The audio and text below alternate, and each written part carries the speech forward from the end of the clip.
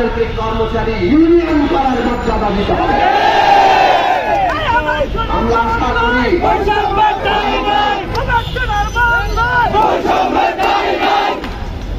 আশা করি আগামী শ্রম আইন যেভাবে তৈরি হবে শ্রম সংস্কার কমিশনের রিপোর্ট কিংবা প্রস্তাবের ভিত্তিতে সেখানে এই সব বিষয়গুলি থাকবে।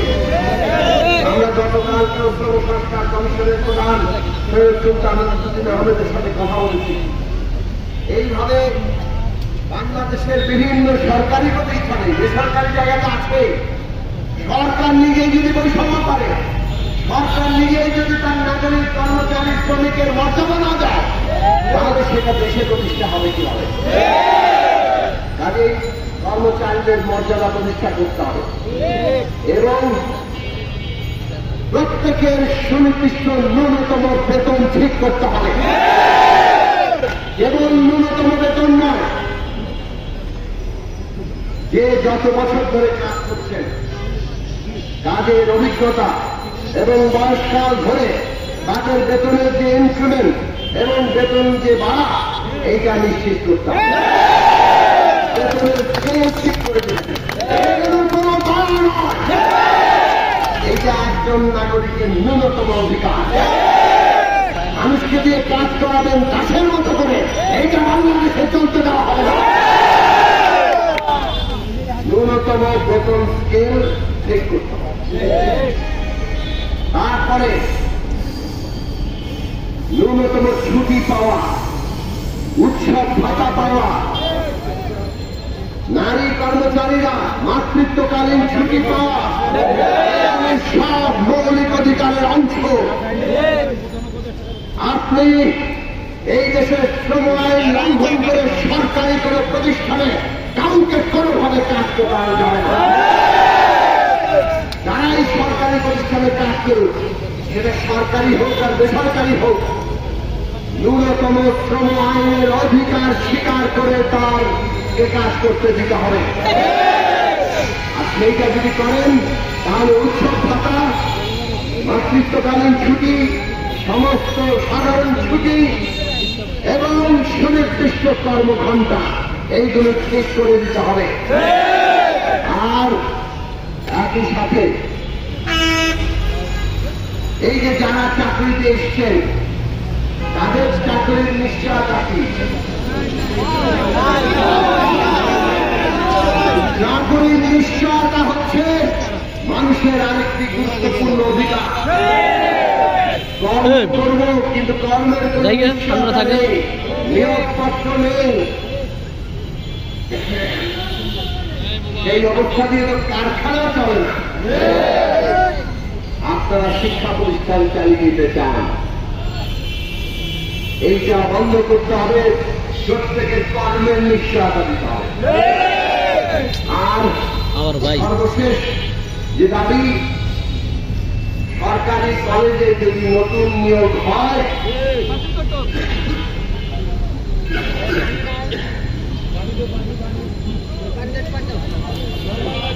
সেই নতুন নিয়োগে ইতিমধ্যে যে বেসরকারি কর্মচারীরা আছে তাদের বয়স বিবেচনা করে কোন ক্ষেত্রে শিথিল করে তাদেরকে অগ্রাধিকার দিতে হবে। এই সব নিয়ে অবিলম্বে আপনারা একটা নীতিমালা তৈরি করবেন, এইটা হচ্ছে আমাদের দাবি।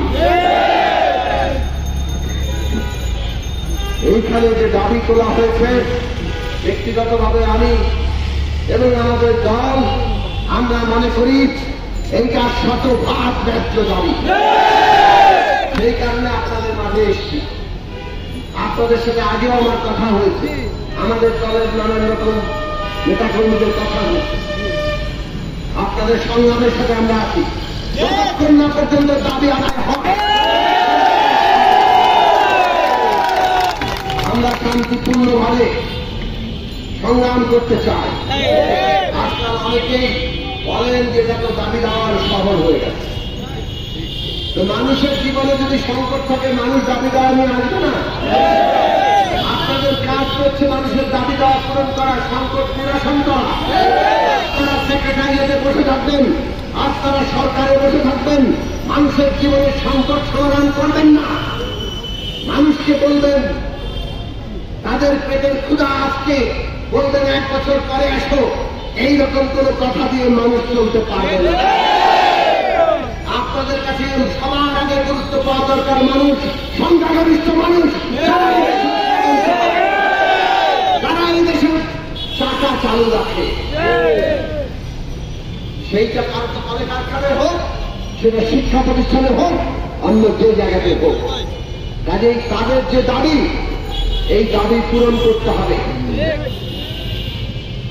সেই দাবি পূরণের যে আন্দোলন, গণতান্ত্রিক আন্দোলন, সেই আন্দোলনকে কোনোভাবে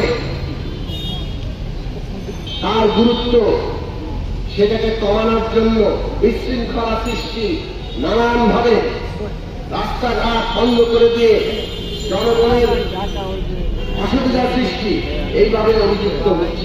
অনেক আন্দোলন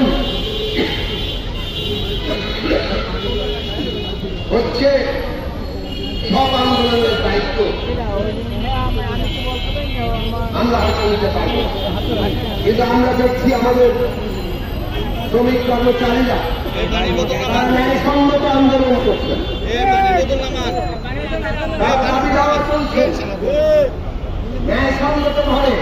রাস্তা না কাটছে, যখন তারা দাবি তোলেন তখন আপনারা কর্মপাত করেন, রাস্তার কালেই আপনারা কর্মপাত করেন।